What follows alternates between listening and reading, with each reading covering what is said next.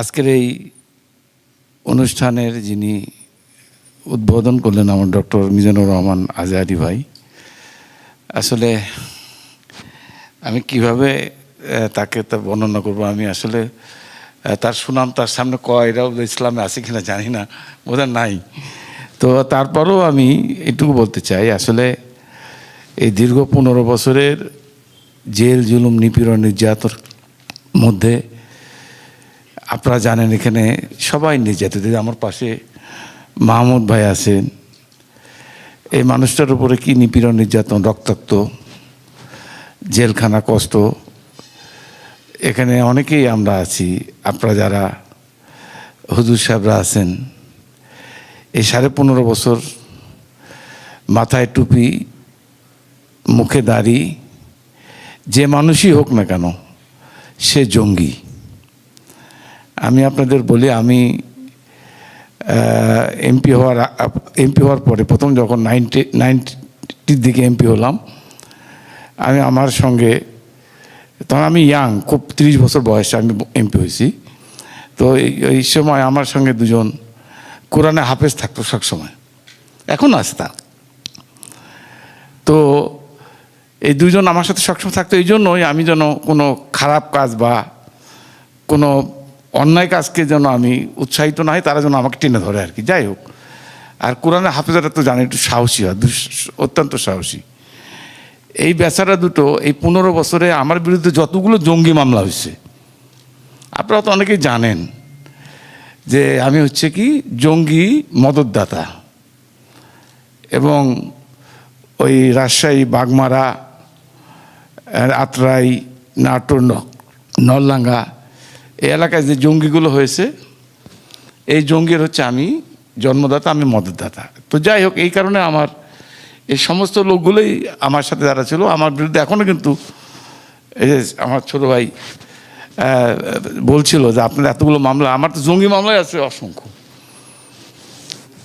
তো যাই হোক, আমি অন্যদিকে চলে যাচ্ছি। আজকের এই অনুষ্ঠানের যারা আমাদের আয়োজক, আমার আজহারী ভাই, আমি আজকের অনুষ্ঠানের সারজিৎ, এখানে উপস্থিত আমার আমার প্রিয় অনেক প্রিয় আমার মাহমুদ রহমান ভাই, এখানে আমার অনুষ্ঠানে উপস্থিত আমার দেলোয়ার হোসেন সাইদির, আমার অত্যন্ত আরেক প্রিয় মানুষ, যার সঙ্গে আমার রাজনীতি জীবন, উনি এমপি যখন ছিলেন, একসঙ্গে পার্লামেন্টে, গভর্নমেন্টে যখন ছিলাম, আমি যখন মিনিস্ট্রিতে বসতাম, আমার কাছে উনি আসতেন, অনেক কথা উনি অ্যাডভাইস করতেন। এবং আমার দুর্ভাগ্য কিনা জানি না, জেলখানা আবার একসঙ্গে থেকেছি, জেলখানা কাটিয়েছি একসঙ্গে। তার সুযোগ্য সন্তান উপস্থিত আমাদের হুজুর সাহেবরা, মৌলানা সাহেবরা, ইসলামিক চিন্তাবিদ, এবং আমাদের বিএনপি নেতা আমাদের কায়েম সাহেব সহ আমার সাংবাদিক ভাইরা, আসসালামু আলাইকুম। আমি একজন সৌভাগ্যবান যে আমার মতো একজন ক্ষুদ্র মানুষকে বাংলাদেশের সবচেয়ে এই মুহূর্তে আলোচিত এবং অত্যন্ত জনপ্রিয় আজহারী ভাই আমাকে দাওয়াত দিয়েছে। আমি সত্যি কৃতজ্ঞতা জানাই আমার পরিবারের পক্ষ থেকে, আমার এলাকার নাটোরের মানুষ, আপনারা হয়তো খোঁজ নিয়ে থাকবেন, আমাকে পাগলের মতো ভালোবাসে। আমার সেই নাটোরের মানুষের পক্ষ থেকে আমি তাকে কৃতজ্ঞতা জানাচ্ছি। যাই হোক, যেহেতু আরও বক্তা আছে, মাহমুদ ভাইরাও আবার অনেকে বলবেন, আমি শুধু একটা কথা বলে আমি শেষ করতে চাই। তো অনেকগুলো কথা বলার ইচ্ছা ছিল, আজকে একটা সুযোগ পেয়েছিলাম। আমি অনুরোধ করব, সেটা হচ্ছে এই দেলোয়ার হোসেন সাইদি বাংলাদেশের ইতিহাসে একটা উল্লেখযোগ্য নাম। জেলখানা যখন ছিলাম, উনি প্রতিদিন আমাদের 5 ওয়াক্ত নামাজ পড়াতেন।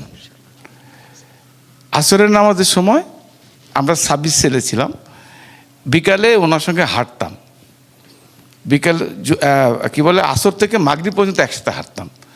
তো একদিন সাইদে ভাইকে আমি বললাম, সাইদে ভাই, আমার একটা ছোট অনুরোধ আপনার কাছে, তো আপনি কেন এই একজন আজকে কি আপনার জাকির নায়েক না হয়ে একটা রাজনৈতিক দলের একজন কর্মী হয়ে আজকে এই যে আপনি জেলখানায় থাকছেন, আপনার কষ্ট দেখে আমার নিজেরই কান্না পাচ্ছে। তখন আমি বললাম, দেখেন আপনি 1986 কি 87 সাল, তখন আমি কলেজের স্টুডেন্ট, আপনি নাটোরে গেলেন একটা ধর্মসভায় বক্তব্য রাখার জন্য।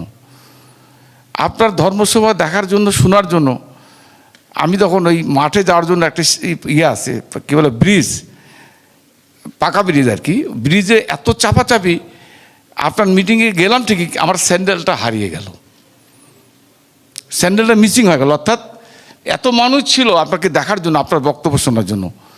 কিন্তু আজকে আমার কষ্ট লাগছে এটাই, যে আপনার মতো মানুষ আজকে এখানে জেলখানা, আজকে রাজনীতিক একটা ইয়েতে ফেলে আপনাকে শেখ হাসিনা বা আওয়ামী লীগ আজকে আপনার বিপদে ফেলে। তখন উনি আমাকে বললেন, দুলু সাহেব, দুলু ভাই, আমি আজকে আপনাকে বলে গেলাম, আমি এই কথাটা কোনোদিন ভুলবো না। আমি এই কথাটা প্রতিটা আমার নাটোরে যখন জনসভা হয় বা ধর্মসভা হয়, আমি তো প্রতিটা ধর্মসভা গেস্ট হিসেবে যাই, হাজার হাজার মানুষকে এই কথাটা আমি বলি। আমি আজকে বলছি, ওনার ছেলে আছে বা আমার আজারি ভাই আছে, এই জন্য বলছি আমি, মানে আজারি ভাইয়ের উদ্দেশ্যে কথাটা আমার বলা, আমি শেষে এই কথাটাই বলবো। যাই হোক, তো উনি আমাকে বললেন, দুলু ভাই, আমি একজন মুসলমান, আমি আল্লাহকে বিশ্বাস করি, আল্লাহ তাআলা দেখেছে 1971 সালে আমি জামাত ইসলামও করিনি, রাজাকারও ছিলাম না। আমি জিয়া রহমান সাহেব যখন ক্ষমতা এসেছিল তারপরে আমি জামাত ইসলামে জয়েন করেছি। আজকে যে মামলা আমাকে দিয়ে তারা ফাঁসি দেওয়ার চেষ্টা করেছে, পৃথিবীর কোনো শক্তি নাই আমাকে ফাঁসি দিতে পারে। বিশ্বাস করেন, ওনারা যখন ফাঁসি রায় দিল, ওই সময়টা আমি ওনার কাছে ট্রান্সফার করে আমাকে নাটোর নিয়ে চলল। আমি নাটোর জেলখানা থেকে যখন দেখলাম সারা দেশে মানে তৌহিদি মুসলমান, আমি শেষ কথা, হ্যাঁ, তৌহিদি মুসলমান এমন একটা সারা শুরু করলো যে তার ফাঁসি প্রত্যাহার করতে সরকার বাধ্য হলো। আমি এই কথাটা এই জন্য বললাম যে আজকে আমার অনুরোধ থাকবে আজারি ভাইয়ের কাছে, আমার আবেদন, আমি একজন রাজনৈতিক কর্মী হিসাবে আমার আবেদনটা এটাই, আজকে বাংলাদেশের 95% মানুষ মুসলমান, আমরা আল্লাহকে বিশ্বাস করি। এই 15.5 বছর নমরুদ ফেরাউনের দোসররা ইসলামকে ধ্বংস করার জন্য সর্বোচ্চ চেষ্টা করছে, সারা পৃথিবীতে একই অবস্থা। আমরা চাই জাকির নায়েকের মতো মিজানুর রহমান আজহারি সারা পৃথিবীর মানচিত্রে নারায়াত তাকবীর আল্লাহু আকবার স্লোগান দিয়ে এদেশের ইসলামের পতাকা, মুসলমানদের পক্ষে এই ইসলামের পতাকাকে সমুন্নত রাখার জন্য থাকবেন, আমরা তার সাথে আছি ইনশাআল্লাহ। সবাইকে ধন্যবাদ আমাকে দাওয়াত দেওয়ার জন্য। আমি আবারও কৃতজ্ঞতা জানিয়ে আমার বক্তব্য শেষ করছি। খোদা হাফেজ, আসসালামু আলাইকুম।